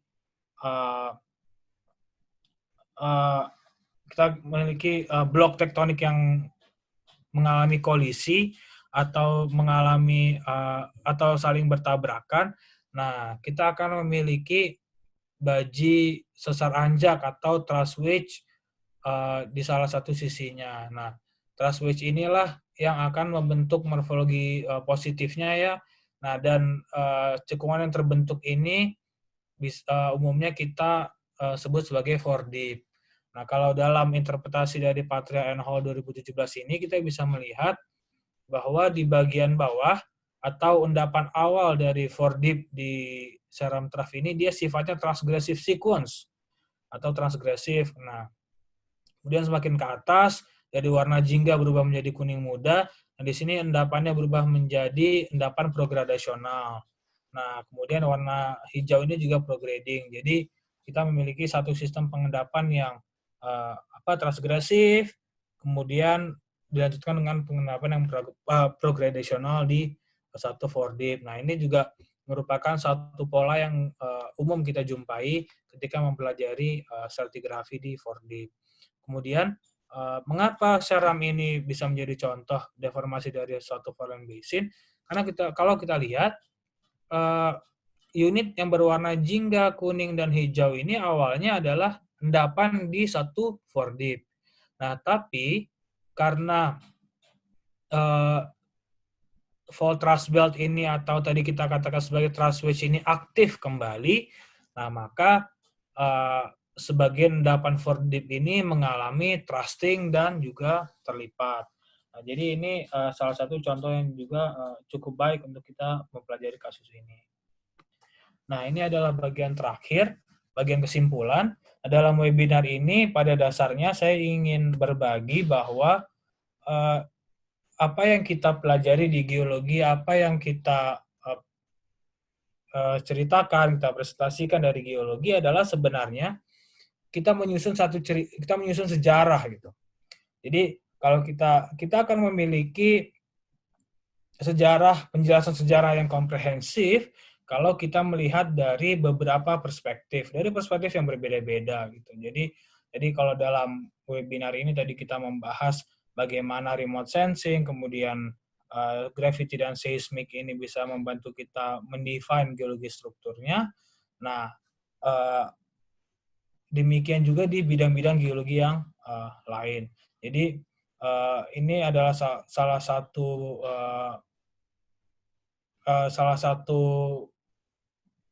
bukti, salah satu penjelasan mengapa sintesis atau penggabungan dari beberapa hasil yang kita miliki itu menjadi penting, menjadi satu skill yang penting untuk melakukan sintesis, skill yang penting dalam kita belajar geologi.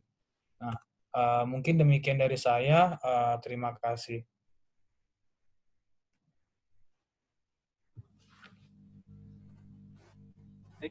Terima kasih Mas Aldo atas pemaparannya, sangat luar biasa Mas, keren sekali.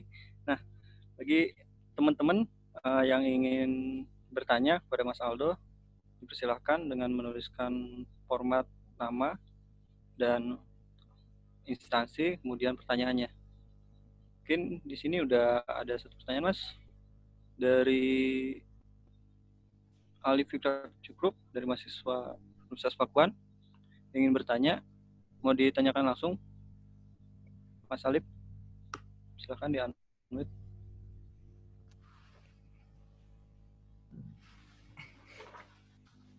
Alif. Atau mungkin saya bacakan pertanyaannya. Baik, silakan. Ya. Assalamualaikum. Pak Waldo, Alif Fikrak Jufru, mahasiswa Pakuan, izin bertanya, apakah efektif penarikan alignment untuk membuat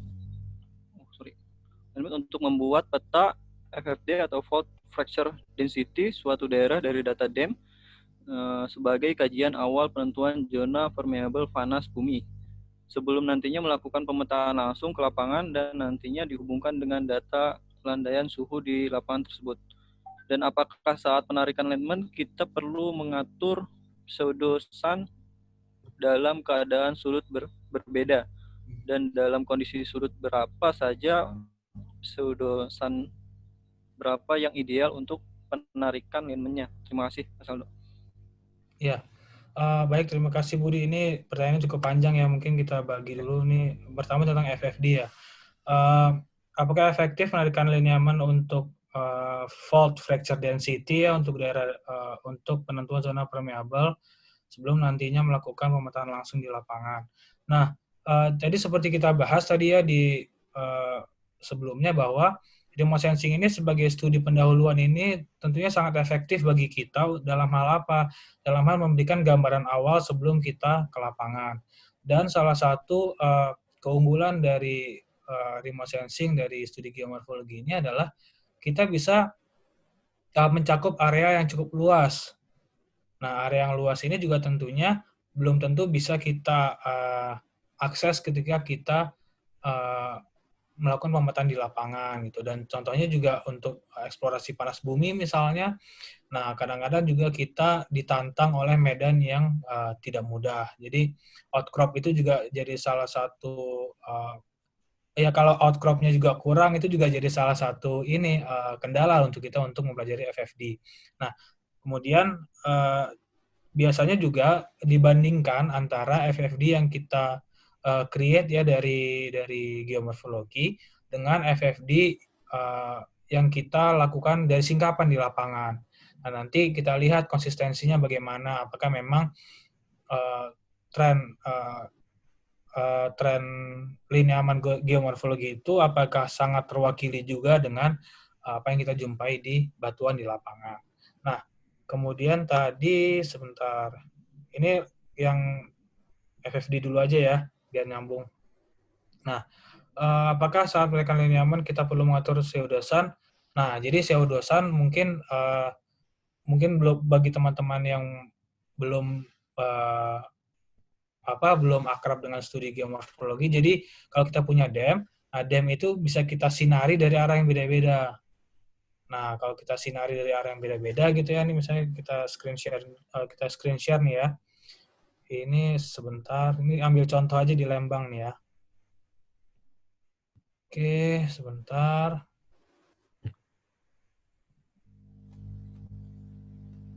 Nah,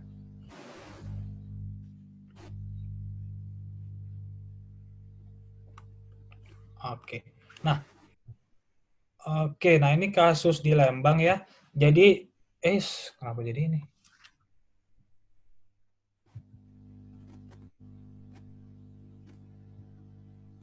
Ya, nah kalau untuk kasus di Lembang ini, kasus di Lembang ini, daerah ini tuh disinari dari 4 arah. Jadi disinari dari arah barat ya, barat ke timur, kemudian dari arah northwest ke southeast, kemudian dari utara ke selatan, dan dari timur laut ke barat daya. Jadi dari 4 arah ini kemudian digabungkan gitu. Nah, digabungkan hasilnya adalah DEM ini. Atau mungkin nama ilmiahnya adalah Shaded Relief Model. Jadi kalau misalnya mungkin ada beberapa software pemodelan GIS itu yang punya namanya sendiri-sendiri ya, tapi kalau secara ilmiah begitu, nama produk ini adalah Shaded Relief Model. Nah, tadi kalau ditanya berapa sudut yang ideal, sebenarnya itu ideal kalau kita perlu membandingkan dengan arah kelurusannya gitu. Jadi kalau menurut hemat saya FFD itu tidak hanya dilakukan pada satu arah penyinaran. Jadi kita melakukan misalnya nih, kalau 4 itu mungkin saya rasa cukup sedikit ya, mungkin 6 arah lah. Jadi kita bandingkan nih, misalnya kalau dari arah barat, oh dia di-identify sebagai kelurusan. Nah, tapi dari arah barat daya, ini dari arah barat nih, dia sebagai kelurusan gitu ya. Nah, nanti kalau disinari dari arah barat barat laut, nah dia juga sebagai kelurusan gitu kan. Nah, dari utara dia juga sebagai kelurusan gitu. Nah, kalau dari arah timur laut, nah dia juga sebagai kelurusan. Nah, artinya kita akan punya 4 kelurusan yang saling berpotongan kan di titik ini, ya kan, di sepanjang ini, ya nggak? Nah, itu berarti memang confirm itu satu lineamen yang kuat. Jadi, sebenarnya sebanyak apa shaded relief model atau arah penyinaran yang kita lakukan itu juga ya tergantung tujuan kita, mau sejauh apa kita mengidentifikasi kelurusan yang ada gitu. Nah, terus tadi apalagi Mas Budi ininya pertanyaannya? Nah, tadi sudut udah ya. Sudah. Nah, Landaian suhu, Mas. Menghubungkan data landaian suhu di lapangan tersebut. Yang pemetaan langsung. oke, landaian suhu. Ini geothermal gradient ya. Ya. Nah, jadi mungkin kalau menurut saya dalam studi panas bumi ini, yang cukup menarik kita lakukan di awal adalah mengoverlay dam ini, mengoverlay interpretasi struktur dengan manifestasinya dulu gitu. Jadi landaian suhu ini kan sebenarnya outcome yang nanti gitu ya. Nah, sebenarnya yang data lapangan, lokasi dari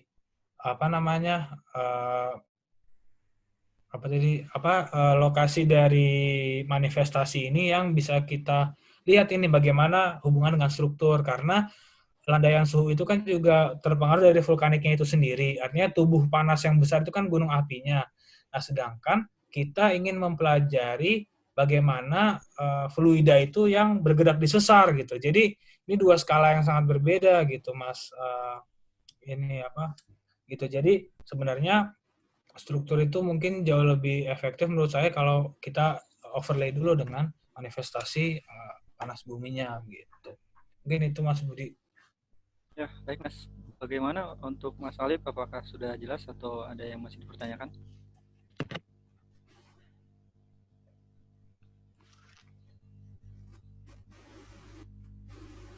Oh, sudah jelas Pak, katanya. Masuk ke kolom privasi. Nah, mungkin ini ada pertanyaan lagi Mas dari Mbak Kartika. Mau ditanyakan langsung Mbak Kartika? Silahkan di-unmute.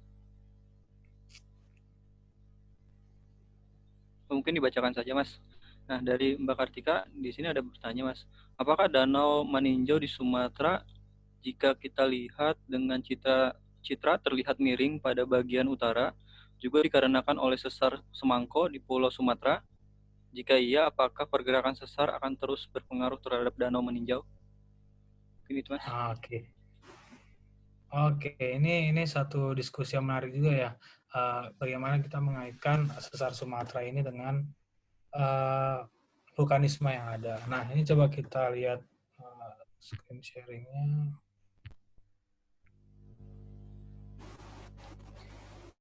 Oke, nah kalau kita lihat bagaimana sesar Sumatera itu sendiri dulu ya. Jadi sesar Sumatera itu sebenarnya dari utara ke selatan itu ada satu pola morfologinya. Jadi begini, di sisi utara, ini sesar Sumatera ini deformasinya cukup luas ini. Kita punya di Kutacana ini adalah releasing band atau pull apart basin terbesar di sesar Sumatera. Ini ada di Sumatera bagian utara lah ya. Nah, ini zona pola deformasinya luas kalau di Sumatera Utara. Tapi ketika masuk dekat dengan Toba, sesar Sumatera yang awalnya sebagai the largest releasing band tiba-tiba jadi satu straight fault di sisi baratnya, Danau Toba gitu ya. Nah, kemudian ini juga kursornya mana nih? Nah, kemudian ke arah selatan di Lubuk Sikaping ini deformasinya juga luas karena kita punya dua pull apart basin yang besar ya, Rau Graben dan Penyambungan Graben ini besar. Nah, kemudian di selatannya, ke arah selatan, atau di sekitar tadi Maninjau, Maninjau, Merapi, Singgalang itu, ke arah selatan, nah ini kita memiliki sesar Sumatera yang deformasinya langsing. Jadi awalnya lebar ya di Sumatera bagian utara, kemudian sempit karena kita punya Danau Toba, kemudian ini lebar lagi. Nah, tapi setelah di selatan ekuator nih ya, ini nol kan dari sini ya, di selatan ekuator itu sesar Sumatera itu jadi sempit gitu. Nah, itu satu hal yang perlu kita kenali di awal, bahwa zona deformasi dari sesar Sumatera itu berubah-ubah. Nah, kalau kita lihat, kok ini nggak kegambar ya, bentar.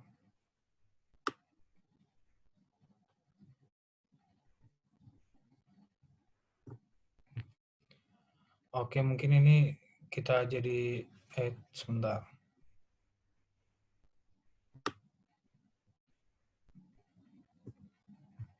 Nah,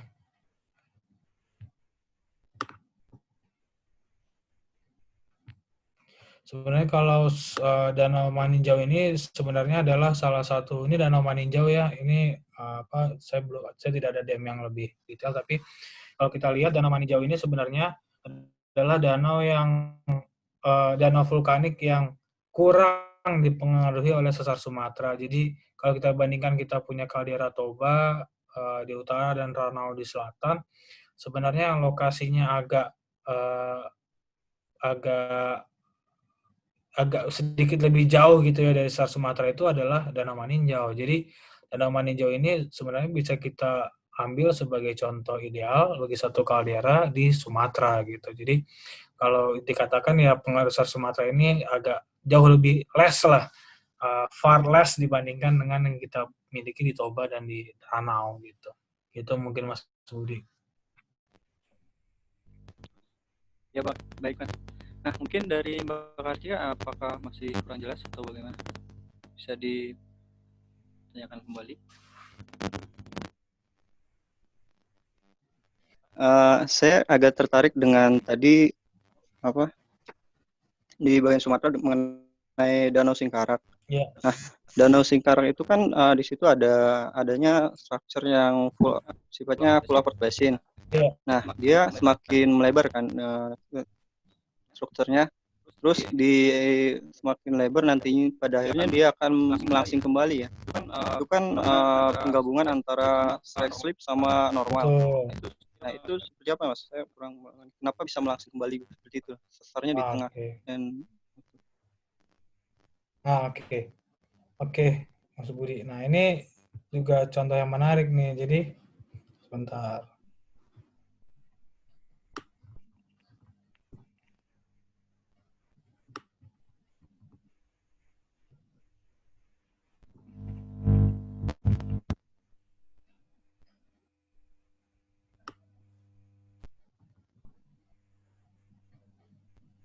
Oh, bentar. Ya.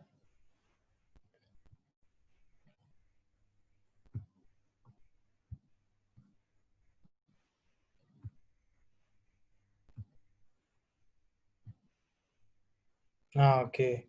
Nah, kenapa tadi melangsing kembali? Karena gini, kalau misalnya kita punya, jadi pulau part basin itu bisa terbentuk karena dua hal. Karena kita punya strike slip fault yang saling overstepping ya, atau berpapasan begini gitu ya. Dan itu pergerakannya itu sejajar sama sesarnya. Nah, maka kita akan punya pulau part basin yang ideal. Nah, tapi bagaimana kalau kita memiliki pulau part basin itu yang transtensional gitu. Jadi kalau misalnya pulau part basin yang ideal, blok ini akan bergerak sejajar dengan sesarnya. Nah, tapi pada kenyataannya kita bisa memiliki dia ditarik itu agak menyerong Mas Budi dari sesarnya. Jadi transtension kalau term yang biasa kita pelajari gitu. Nah, ini ada satu perbandingan ya, ada satu studi eksperimen sandbox. Jadi kalau misalnya nih kita bandingkan berapa sih luas permukaan yang dibentuk oleh satu pulau part basin, kita bandingkan antara yang murni strike slip ya artinya pergerakannya hanya sepanjang sesar gitu, kita bandingkan dengan kalau sesarnya ini ditarik oleh gaya yang sudutnya sekitar 5 derajat terhadap sesarnya, jadi agak sedikit miring gitu ditariknya. Nah, hasilnya apa? Pada pull apart basin yang terbentuk karena mekanisme transtensional ini, luas permukaannya menjadi 2-3 kali lebih luas dibandingkan dengan pull apart basin yang biasa begitu. Nah, jadi kalau sebenarnya salah satu prinsip dalam geologi struktur itu adalah alam itu bekerja sesederhana mungkin gitu, semudah mungkin untuk terjadi. Jadi kalau misalnya ini, kalau di Singkarak kita lihat ya zona sesar yang merah, nah kalau dia udah semakin lama semakin lebar, nah nanti ini kan akan semakin luas deformasinya gitu. Nah untuk membuat deformasi ini menjadi sederhana kembali atau semakin mudah gitu ya, nah dibandingkan kita menggerakkan blok sebesar ini, nah lebih mudah kita membuat sesar yang melintasi pull apart basin itu gitu. Nah, karena sesar ini melintasi pull apart basin, nah maka kita sebut sebagai cross basin fault. Nah, apa sebenarnya makna dari cross basin fault ini? Pada dasarnya cross basin fault ini juga menandai bahwa pull apart basin itu sudah berhenti membuka gitu. Jadi yang awalnya pergerakan itu difasilitasi oleh dua sesar merah ini ya, sehingga kita punya graben gitu di Singkarak Solok Talang gitu. Nah, tapi dengan hadirnya cross basin fault ini, yang warna merah ini berhenti dan yang bergerak adalah sesar yang warna kuning ini atau cross basin fault itu sendiri gitu. Mungkin seperti itu Mas Budi. Oh iya, terima kasih Mas atas penjelasannya Mas. Mungkin sudah sangat jelas. Terima kasih. Mungkin dari teman-teman apakah ada yang ditanyakan kembali? Mungkin tadi juga ada kuis ya Mas mengenai Gunung Muria dan Gunung Lasem yang di bagian Jawa Timur. Ya itu mungkin ada teman-teman yang pernah studi di sana atau mungkin ingin berbagi pandangan gitu kenapa kita punya vulkanisme jauh di utara Jawa itu mungkin. Ya, mungkin itu Mas bagi teman-teman yang punya pandangan di daerah tersebut, apakah ada? Ya kita juga cukup menarik ya Mas, kita punya gunung berapi yang berada jauh di utara. Ya. Halo, Assalamualaikum. Apakah terdengar? Oh iya, silakan. Ya, terdengar. Ya, selamat siang semuanya. Assalamualaikum warahmatullahi wabarakatuh. Waalaikumsalam warahmatullahi wabarakatuh. Terima kasih kepada Pak Aldo atas materinya. Perkenalkan, saya Redondo dari Institut Teknologi Nasional Yogyakarta ya. Dulu namanya STTNAS, jadi udah nggak asing lagi sama teman-teman Pakuan gitu, karena banyak juga senior dan alumni yang di Pakuan juga.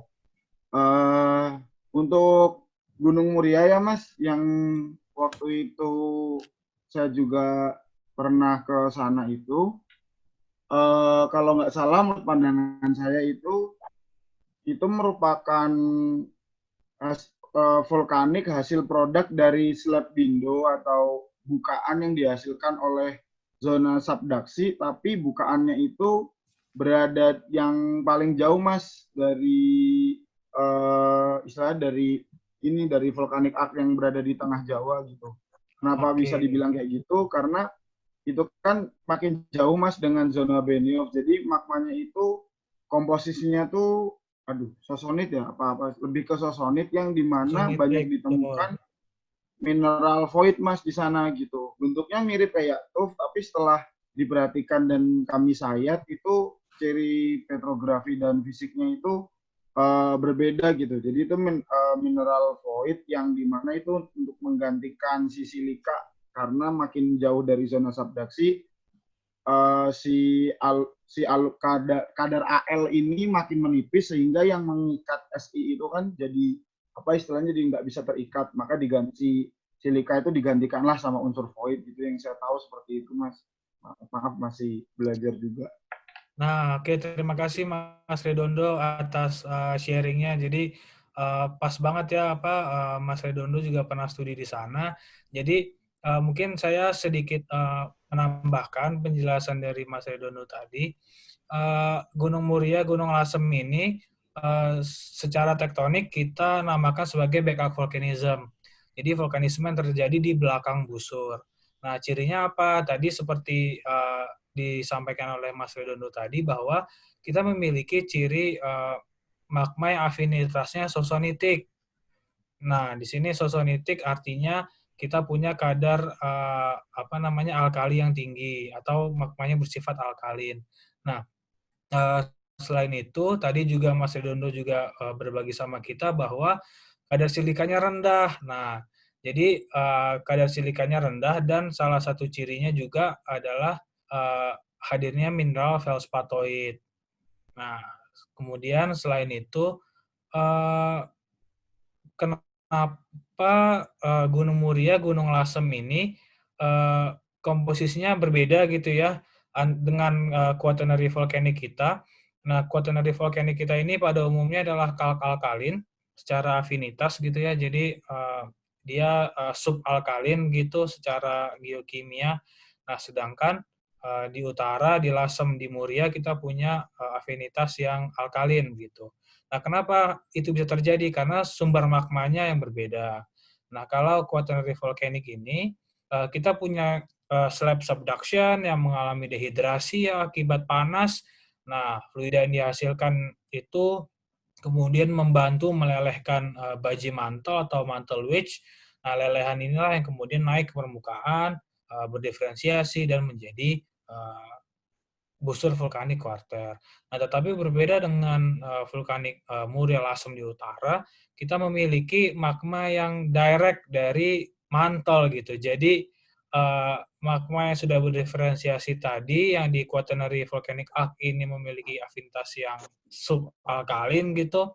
Nah, tapi kalau di Muria Lasem kita punya magma yang direct from source ya, direct from mantle. Nah, kita memiliki komposisi yang low silika, ada feldspatoid, dan juga afinitas geokimianya adalah alkalin atau sosonitik. Gitu mungkin Mas Budi dan Mas Redondo. Baik Pak, terima kasih atas ilmunya. Terima kasih Mas Redondo sudah menanggapi dari pertanyaan kuis tadi. Sangat menarik sekali. Itu mungkin waktu juga sudah menunjukkan lewat dari jadwal, Mas. Mungkin ada pertanyaan terakhir dari teman-teman untuk kegiatan webinar kali ini. Kegiatannya sangat menarik sekali. Mungkin ini pertanyaan terakhir Mas dari saya Mas. Oh, oke. Saya tertarik mengenai tadi yang data Demnas, data Dem yang masuk kepada fall activity. Nah, kita bisa melihat fall activity-nya kan, dilihat dari panjang sesarnya, terus kondisi gawirnya seperti apa. Nah, yang gawir sesarnya saling berliku itu bisa dikatakan long time ago atau seperti apa, itu ciri-ciri yang lainnya seperti apa Mas? Kalau kita lihat dari data Dem untuk melihat fault activity-nya itu. Misalkan kita punya di Karangsambung tadi Mas, saya tertarik dengan Karangsambung. Itu kan ada komplek Melang atau ada juga Lokulo, itu seperti apa Mas kalau kita lihat dari data Demnas? Untuk fault activity-nya. Oke. Mungkin ini untuk kalau studi fault activity itu lebih kepada studi kegempaan saat ini gitu Mas Budi. Jadi kita membandingkan antara kalau misalnya nih sesar dan gawir sesar itu dia lurus gitu ya, tegas. Nah, itu artinya pergerakan terakhir itu baru belakangan inilah kalau kita katakan dalam waktu geologi gitu. Nah, tapi kalau misalnya gawir itu berliku, nah kalau gawir itu berliku ya artinya gawir itu udah ada proses erosi yang cukup signifikan gitu kan. Nah, makanya bisa kita katakan itu ya a long time ago lah dalam konteks recent earthquake gitu ya. Jadi arahnya adalah untuk melihat kegempaan gitu. Nah, tapi tadi untuk yang Lukulo dan Karangsambung, Nah, mungkin kita lihat ininya. Jadi kalau untuk karang sambung tadi ini tentunya bukan domain dari active tectonic gitu Mas Budi. Jadi geomorfologinya sebenarnya bisa kita gunakan untuk mengenali fitur strukturnya aja gitu, tetapi tidak dengan aktivitas tektonik karena ya seperti kita tahu tadi karang sambung itu erosinya sudah cukup dalam gitu ya sampai kita punya morfologi amfiteater gitu. Itu uh, dua domain pendekatan yang sangat berbeda mungkin gitu. Iya Mas, terima kasih Mas atas penjelasannya. Mungkin dari teman-teman kita sudahi sepertinya, soalnya waktu juga sudah melebihi karena terjadwal kan kita sampai 14.30, sekarang udah 20 menit. Mungkin bagi teman-teman yang mau bertanya lebih lanjut ya Mas, nanti bisa kirim ke kita pertanyaannya, mungkin nanti kita tanyakan kembali ke Mas Aldo gitu Oh ya boleh, buat silakan. jawabannya. Ya Mas. Mungkin dari Pak Saiful apakah ada closing statement dari Pak Saiful Lu closing. sebelum kita tutup acara kali ini? Ini masih ada Iya, Pak. Kaprodi. Ya. Oh iya. Oke. Baik, kalau gitu buat dulu karena udah nggak ada mahasiswa lagi. Oke, terima kasih. Yang pertama terima kasih banget pada Om Aldo ya telah membagi-bagikan pengetahuan untuk kawan-kawan nggak hanya di Unpak ini saya kira ya. Tadi saya dengar ada yang dari apa ini saya sekarang kalau dulu ST Tenas namanya lupa saya. ITNJ, ya Om Gendut ya. Iya Pak. Ya, ITNJ Pak namanya Pak. Kenapa? Namanya apa sekarang? Institut Teknologi Nasional Yogyakarta Pak, atau ITNY. Oke, ya. Pokoknya udah kaya lah itu, karena institut ini kan sekarang udah punya lapangan sendiri ya di Kulon Progo. Cuma saya belum sempat jalan. Iya, itu para dosen sebenarnya udah mau jalan-jalan ke sana ini supaya kenal nih selain Karang Sambung punya Bayat, UGM, kemudian punya juga yang Kulon Progo ini. Nah, Kulon Progo ini menarik ini. Nanti mungkin teman-teman dari Unpak maupun yang lain mungkin bisa jalan-jalan juga ya supaya tahu karena masing-masing punya keunikan sendiri. Ya, sudah keluyuran kalau ini keluyuran selain Karang Sambung nanti itu bisa ke Bayat ya sambil silaturahim lah. Siapa tahu kan ketemu jodohnya di Bayat atau ketemu jodohnya di Kulon Progo gitu. Ya ini Om Aldo ini udah nikah belum jadinya? Waduh, ongoing ini Om. Oke, sip. Ya udah. Nantilah itu kan untuk berikutnya lah. Jadi supaya berpetualang di geologinya nanti lebih tenang itu. Saya kira itu. Sekali lagi terima kasih pada Om Aldo dan kepada semua peserta. Semoga ini bermanfaat dan semoga juga bisa diaplikasikan ya, diaplikasikan dalam kegiatan atau mungkin nanti ada penelitian masing-masing. Saya kira itu saja. Semoga baik Om Aldo maupun para peserta semuanya bisa masuk surga. Karena ini dalam rangka pendidikan ini kan ini surga ini yang paling didamba-dambakan. Saya kira itu terima kasih ya. Sekali tepuk tangan deh, aplaus untuk Om Aldo. Ya, pakai aplausnya seperti itu. Kembalikan kepada Om Budi. Terima kasih. Ya, terima kasih Pak Saiful atas closing statement-nya.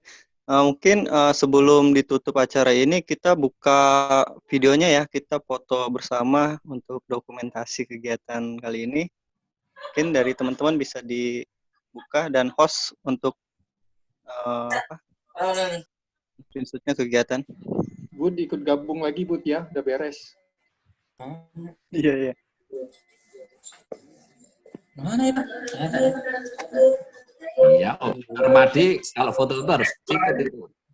Iya, wajib Om. Siap. Yuk, siap. Oke, udah siap dari teman-teman. Dibuka videonya ya.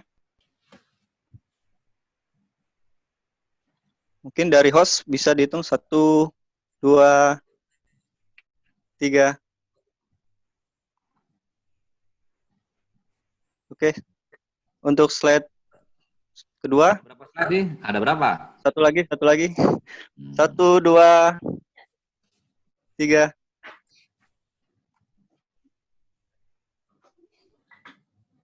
Oke.